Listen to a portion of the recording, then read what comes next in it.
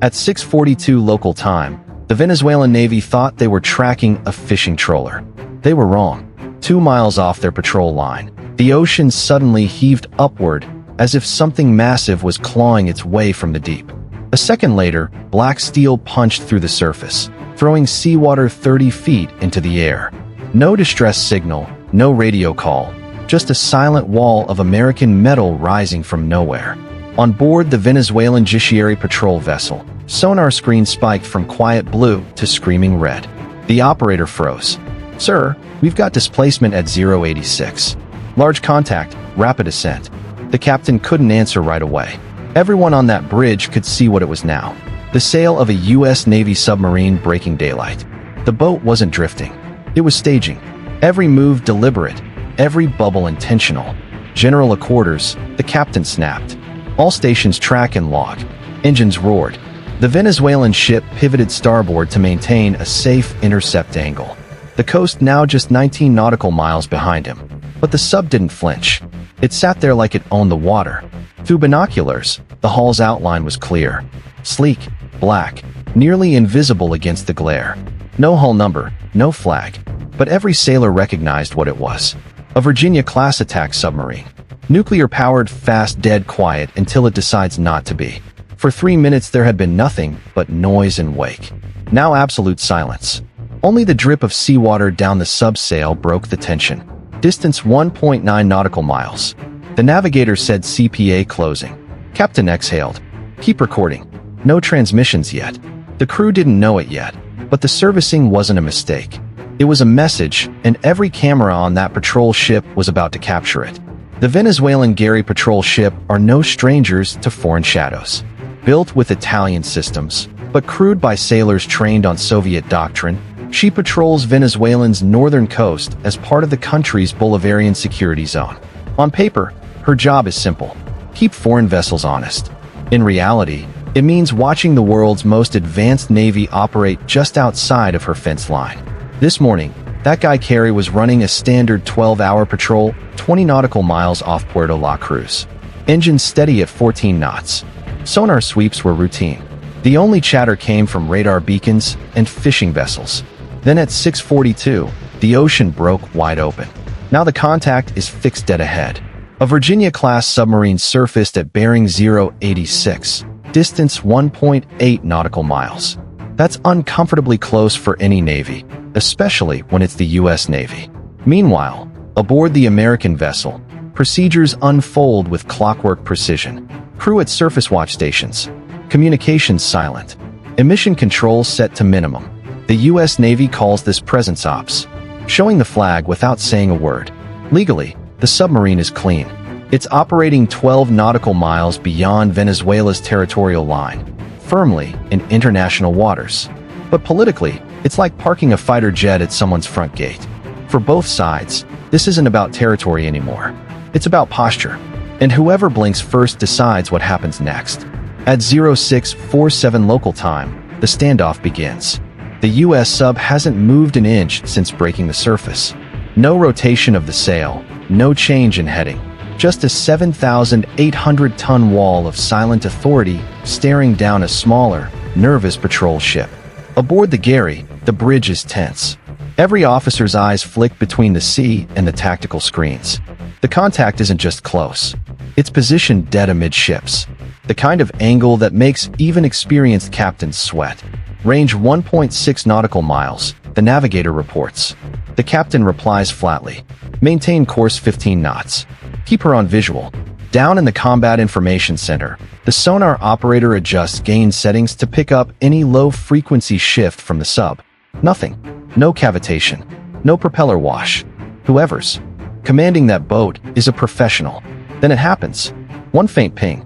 A clean, tight sonar pulse from the American side. Not aggressive, but unmistakable. The Venezuelan captain exhales through his nose. The English is perfect, professional, cold. "Sir, they're holding depth 0 stationary," the sonar tech reports. "Copy. Keep recording." Up top, sailors line the starboard deck, staring at the submarine less than 2 miles away. The black hole gleams under the rising sunlight.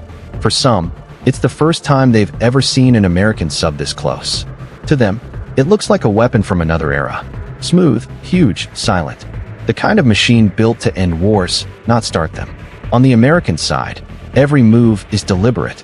Cameras rolling, data logging each second of the encounter. Both ships are collecting everything. Bearing distance, transmissions, wake patterns.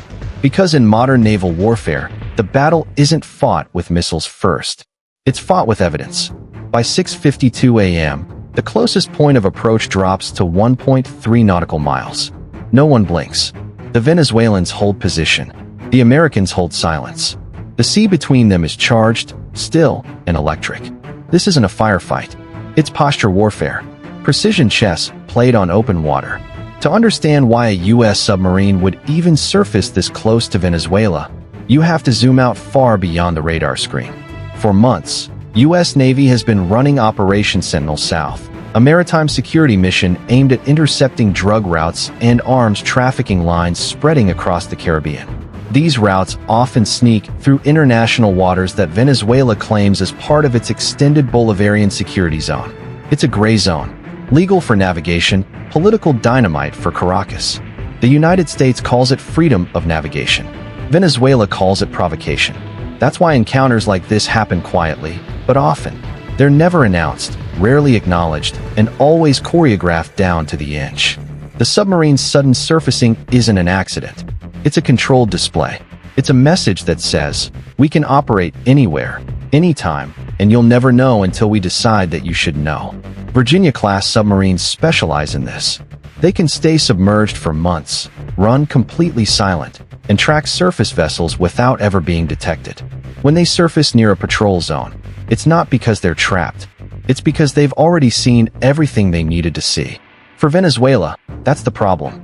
The country's navy relies on limited sonar coverage and coastal surveillance aircraft designed for smugglers, not submarines. When an American boat rises inside visual range, it's not just presence, it's proof of surveillance. Both nations know the stakes. Neither wants an incident, but both need to show strength. For Washington, it's law enforcement at sea. For Caracas, it's sovereignty. And between them lies a thin line. Invisible border, one wave away from a diplomatic crisis. 6:57 local time. Tension hits the ceiling. The U.S. submarine still hasn't moved in 15 minutes. It sits there half submerged, command sail pointing straight toward the Venezuelan patrol ship like a drawn sword. Every second it stays exposed feels deliberate, and every sailor watching knows it. Range 1.2 nautical miles, the navigator reports. The captain's voice is steady, but his grip on the bridge rail isn't. Hold course. Keep weapons cold. On the guy's deck, 50 caliber gunners stand by. Not aiming, just showing readiness. Cameras roll. Radios hum on low volume. Every movement is being logged for headquarters. Then, without warning, the submarine shifts. A slow roll to port, no more than 10 degrees. But in naval language, that's a paragraph worth of meaning. Sir, she's turning toward us, the watch officer says quietly. The Venezuelan captain glances at the bearing indicator. 084, now 083. They're being painted, not by radar, but by alignment. A warship doesn't point its bow without purpose. He reacts with a move straight from the playbook, a parallel course adjustment, bringing his ship to 15 knots and sliding laterally across the sub's beam.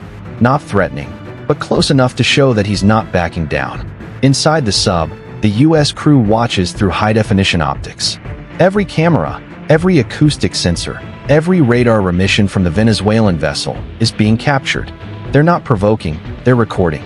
The captain of the sub knows that Caracas monitors these videos for later propaganda. He's giving them exactly what they came for, a picture of American power that breaks no rules. Back on, the guy carry adrenaline spikes. The executive officer leans over the bridge console.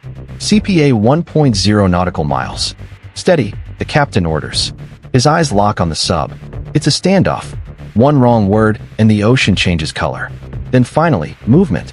The submarine tilts slightly. Nose dipping beneath the surface. No radio call, no flare, just descent. Bubbles roll off its hull like smoke. White foam collapsing in its wake. In 20 seconds, it's gone. The sea closes over as if nothing ever happened. The Venezuelan radar shows a faint trace for 3 heartbeats, then silence. The ocean swallows the world's quietest threat, and takes the tension with it. 0703 local time. The ocean is calm again, but the adrenaline hasn't gone anywhere. On the Jerry's Bridge, no one speaks for several seconds. The radar shows only scatter. The sonar display, once bright with contact signatures, fades to clean blue. The American submarine has disappeared just as quietly as it arrived. The captain breaks the silence first. Mark down last known coordinates, save all logs.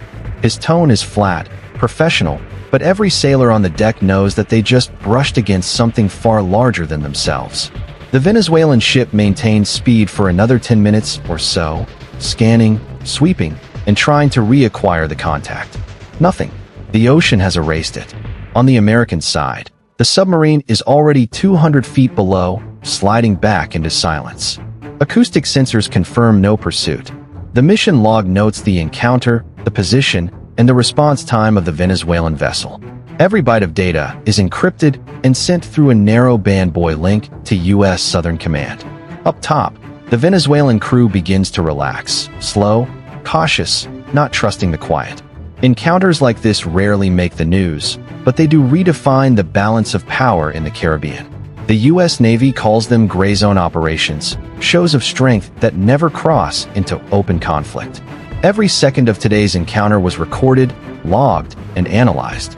Because in modern naval warfare, victory isn't about firing first. It's about being there first. Control of the sea doesn't win by noise. It wins by presence. And this morning, presence belonged to the United States. For the Venezuelan crew, it's a story they'll tell for years. For the U.S. Navy, it's just another patrol, another silent lesson delivered in steel. So, here's the question for you. If you were in command of that Venezuelan patrol ship, would you have turned away or held your course? Drop your answer in the comments. I do read everyone. If you enjoyed this breakdown, hit like, subscribe, and turn on notifications so you don't miss the next real-world naval encounter. And if you want to go a step further and support the channel here directly, please join the fleet. You'll get loyalty badges, priority responses, and you'll help us bring more true maritime stories to the surface.